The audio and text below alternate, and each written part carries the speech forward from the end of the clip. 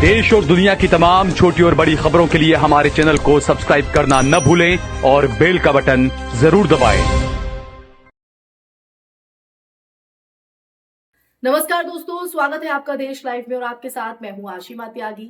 दोस्तों, लोकतंत्र में वोट सिर्फ एक अधिकार नहीं होता है, वो नागरिक की सबसे बड़ी ताकत होता है। तभी तो हम ये चिन्ह दिखाते हैं ना। लेकिन जरा सोचिए, जिस दिन आप पूरे भरोसे के साथ मतदान केंद्र पहुंचे और वहां आपसे ये कहा जाए आपका नाम मतदाता सूची में है ही नहीं, तो उस लोकतंत्र की हालत क्या होगी। यही नहीं, वेबसाइट पर नाम मौजूद है, पर्ची आई है, लेकिन बूथ पर नाम गायब। बीएमसी चुनाव में सामने आ रही घटनाएं सिर्फ तकनीकी चूक नहीं लगती हैं, बल्कि ये सवाल खड़ा करती हैं कि क्या देश की सबसे बड़ी नगर पालिकाओं में से एक का चुनाव व्यवस्थित तरीके से गड़बड़ियों की भेंट चढ़ रहा है। तो आज ये सवाल बेहद इंपॉर्टेंट है और इसी सवाल के इर्द गिर्द आज की चर्चा रहने वाली है। मैं चर्चा में आगे बढ़ूं उससे पहले आप लोगों से हमेशा की तरह मैं अपील करना चाहूंगी, देश लाइव आपकी आवाज को यूं ही बुलंद करता रहे। तो सच्ची पत्रकारिता को और अपनी आवाज को बुलंद करने के लिए हमारा यानी देश लाइव का सहयोग करें। साथ ही डिस्क्रिप्शन में दिए गए लिंक को ओपन कर ज्वाइन बटन दबाकर आप हमसे यानी देश लाइव से सीधा जुड़ सकते हैं। वापस आज की चर्चा पर लौटते हैं, जो कि महत्वपूर्ण मुद्दा है, महत्वपूर्ण सवाल आज खड़ा हो रहा है, क्योंकि जिस तरह से महाराष्ट्र में बीएमसी के चुनाव हो रहे हैं, उन चुनावों को लेकर जो घटनाएं सामने आ रही हैं, मतदाता का नाम ना होना, गायब हो जाना, पर्ची उसके पास है, वेबसाइट पर भी नाम है, लेकिन वहां पर बूथ पर जब वो पहुंचता है तो नाम गायब हो जाता है, तो सवाल खड़े होंगे ही ना। तो दोस्तों, ये जो मामला है तब और गंभीर हो जाता है या हो गया जब जानी मानी पत्रकार प्रीति सोमपुरा जब वोट डालने पहुंची तो उन्हें बताया गया कि उनका नाम मतदाता सूची से हटा दिया गया है। और देखिए, हैरानी की बात तो ये थी कि चुनाव आयोग की ऑफिशियल वेबसाइट यानी आधिकारिक वेबसाइट पर उनका नाम मौजूद था। यानी डिजिटल रिकॉर्ड कहता है कि आप मतदाता हैं, लेकिन जमीनी हकीकत कहती है कि आपका कोई वजूद नहीं। ये अकेली घटना नहीं थी। जिस इमारत में वो रहती है वहां 40 से 34 लोगों के नाम मतदाता सूची में नहीं मिले, गायब थे। लोकसभा और विधानसभा में मैंने और मेरे परिवार के सभी लोगों ने वोट किया। आज सुबह जब मैं गई एचईस वार्ड के वकोला म्यूनिसिपल कॉर्पोरेशन की स्कूल में वोट डालने के लिए, तो उस वक्त वो लोग कहते हैं कि हमारी बिल्डिंग के सिर्फ 6 लोगों का नाम उसमें है, जबकि बिल्डिंग में है करीब 40 से ज्यादा लोग जिन्होंने पिछले बार वोट किया। इस बार सिर्फ 6 लोगों का ही नाम है। जब इस बारे में मैंने इलेक्शन कमीशन को पूछा कि ये क्या है कि सिर्फ बिल्डिंग के 6 लोगों का नाम ही क्यों है, तो उनके पास इसका कोई जवाब नहीं था। उनका ये कहना है कि बीएमसी से हमारे पास में सिर्फ यही लिस्ट आई है। अब मेरा सवाल इलेक्शन कमीशन से और बीएमसी से ये है कि जब हमारा नाम पिछले वोटिंग लिस्ट में था तो आपको किसने अधिकार दिया कि आप हमारा नाम उस वोटिंग लिस्ट से कट कर दें, और बिल्डिंग में 40 लोगों में से सिर्फ 6 लोगों का ही नाम है। जबकि मैं अभी स्टेट इलेक्शन कमीशन की वेबसाइट में चेक कर रही हूँ, उनके ऐप में जाके चेक कर रही हूँ, तो मेरा नाम और मेरी पूरे फैमिली का नाम और बिल्डिंग में जो बाकी लोग हैं सबका नाम इस लिस्ट में है, जबकि बीएमसी के पास जो लिस्ट आई है वोटिंग लिस्ट उसमें नहीं है। अब इसका जवाब मैं स्टेट इलेक्शन कमीशन से मांग रही हूँ और बीएमसी से मांग रही हूँ कि आपका ये कैसा कारोबार है, आपने ये क्या किया है, कहाँ गए इतने सारे लोगों का नाम, जवाब दें। सोचिए, 85% मतदाता एक ही बिल्डिंग से अचानक गायब हो जाए, तो ये इत्तेफाक है या सिस्टम की सोची समझी विफलता। चुनाव आयोग ने इस बार एसआईआर यानी स्पेशल इंटेंसिव रिवीजन का दावा किया था कि मतदाता सूची को पूरी तरह से शुद्ध किया गया है, पारदर्शिता लाई जा रही है। लेकिन जमीनी सच्चाई इसके ठीक उलट दिखाई दे रही है। नाम एक जगह, बूथ दूसरी जगह, पर्ची पर कुछ और, वेबसाइट पर कुछ और। यही नहीं, कई जगहों पर नाम पुरुष का है और फोटो महिला की लगी हुई है।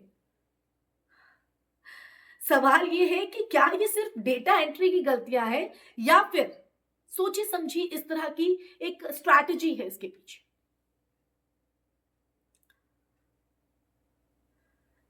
मतलब मैं इसलिए कह रही हूं क्योंकि सोची समझी मतदाताओं को भ्रमित करने की रणनीति, ये सवाल खड़ा होगा ही ना दोस्तों।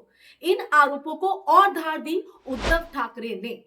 उन्होंने सीधे तौर पर चुनाव प्रक्रिया की विश्वसनीयता पर ही सवाल उठा दिए और सवाल उठाते हुए कहा कि मतदाता पर्ची पर एक बूथ का नाम दिया जा रहा है, लेकिन जब लोग जाकर जांचते हैं, सामना करते हैं, तो उनका नाम किसी और बूथ पर दर्ज मिलता है। नहीं, बहुत सारे जगह ऐसे कि वहां से शिकायतें आ रही है। कुछ लोगों का नाम ही गायब है, कुछ लोगों का कहाँ मतदान करना है वो किसी को पता नहीं, ना ही कोई बता रहा है। साथ ही साथ पहली बार अनुभव हो रहा है कि इंक जो लगाई जा रही है वो भी आप क्लीन कर सकते हो। तो ये सब गड़बड़ी कर रहे हैं ये लोग। और इसलिए मैंने कहा कि ये जो चुनाव आयोग है या कमिश्नर है वो करते क्या है, किस चीज के लिए वो सैलरी लेते हैं। तो ये सब मतलब इतनी हवस है इन लोगों में सत्ता प्राप्त करने के लिए, ऐसी बेशर्म सरकार कभी देखी नहीं। नहीं, हमारा तो विरोध अब सारे लोग विरोध करेंगे। क्यों इसलिए करेंगे, आज का जो अनुभव है वो अगर देखे तो इसीलिए उनको वन नेशन वन इलेक्शन, मतलब हर पूरे नेशन में एक ही टाइम घोटाला करो, गड़बड़ करो और पूरे देश पर कब्जा करो।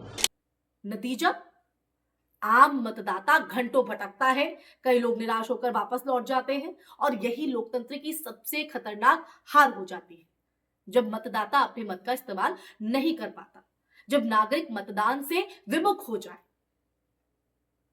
यही सबसे बड़ी हार है कि नहीं?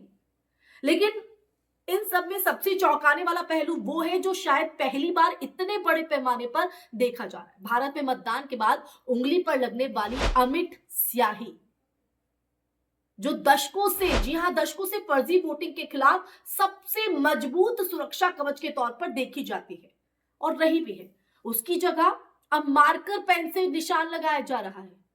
समझ रहे हैं? उद्धव ठाकरे का आरोप है कि यह स्याही आसानी से मिटाई जा सकती है। अगर यह दावा सही है तो इसका मतलब साफ है, कि एक व्यक्ति को दोबारा वोट डालने का रास्ता खुल जाता है। सवाल ये नहीं है कि ऐसा हो रहा है या नहीं, सवाल यह है कि ऐसी आशंका की गुंजाइश ही क्यों छोड़ी गई। है जवाब कोई चुनाव आयोग के पास, प्रशासन के पास?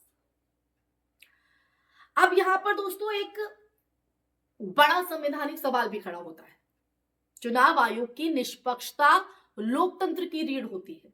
अगर मतदाता सूची में बड़े पैमाने पर गड़बड़ियां हो, अगर पहचान और बूथ की जानकारी मेल ना खाए आपस में, और अगर वोटिंग की बुनियादी सुरक्षा जैसे अमिट स्याही से समझौता किया जाए, तो जनता का भरोसा कैसे बचेगा? आप ही बताइए, कैसे बचेगा? लोकतंत्र सिर्फ बैलेट बॉक्स से नहीं चलता, वो भरोसे से चलता है, भरोसे से। और जब भरोसा टूटता है तो चुनाव सिर्फ एक औपचारिक रस्म बनकर रह जाता है। तो ऐसे में दोस्तों आज जरूरत है कि इन आरोपों की स्वतंत्र, पारदर्शी और समयबद्ध जांच हो। ये मुद्दा किसी एक पार्टी का नहीं, बल्कि हर उस नागरिक का है जो अपने वोट को आवाज मानता है। अगर आज बीएमसी जैसे बड़े चुनाव में ये हाल है, तो कल विधानसभा और लोकसभा में क्या गारंटी है? बताइए, क्या गारंटी है? क्योंकि जब इस तरह की तस्वीर सामने आती है तो ये सवाल लाजमी हो जाता है, वाजिब भी हो जाता है, और उसका जवाब मिलना जरूरी है, क्योंकि पारदर्शिता तभी आएगी और शायद मतदाता यानी आम नागरिक को भरोसा भी तभी होगा। तो दोस्तों सवाल बहुत सीधा है इस बीच, अगर आपका नाम सूची में नहीं है, आपकी उंगली पर स्याही नहीं है और आपका बूथ कहीं और भेज दिया जाए, तो क्या आप वाकई वोट डाल पाएंगे, अपने मत का इस्तेमाल कर पाएंगे? और अगर नहीं, तो क्या ये लोकतंत्र की चोरी नहीं कहलाएगी? सोचिए, क्योंकि अगली बारी सूची से नाम शायद किसी और का नहीं, आपका भी कट सकता है, आप भी इसका हिस्सा हो सकते हैं। मैं आपको डराने के लिए नहीं कह रही हूं, जागरूक होने के लिए कह रही हूं, आवाज उठाने के लिए कह रही हूं, अलर्ट होने के लिए कह रही हूं, अपने मत के लिए, क्योंकि वोट हमारा अधिकार है जो तय करता है कि हमें कैसी सरकार चाहिए, कैसा प्रशासन चाहिए। तो इसलिए जागरूक होना जरूरी है, डरना नहीं, आवाज उठाना जरूरी है, चुप रहना नहीं, सवाल पूछना जरूरी है। जवाब देही कोई दे या ना दे, लेकिन सवाल पूछिए, क्योंकि लोकतंत्र तभी जिंदा रहता है, संविधान तभी जिंदा रहता है और देश हित में तभी हम अपनी भागीदारी निभा पाएंगे। इसी के साथ इस चर्चा में फिलहाल के लिए बस इतना ही दोस्तों। ये चर्चा कैसी लगी, आप मेरी बात से कितना इत्तेफाक रखते हैं, कमेंट सेक्शन में कमेंट करके जरूर बताइएगा। इस वीडियो को ज्यादा से ज्यादा शेयर कीजिएगा, हमारे चैनल देश लाइव को सब्सक्राइब कीजिएगा। फिर हाजिर होंगी ऐसा ही सच का संवाद लेकर, तब तक के लिए अपना ख्याल रखिए। जय हिंद, जय भारत, नमस्कार।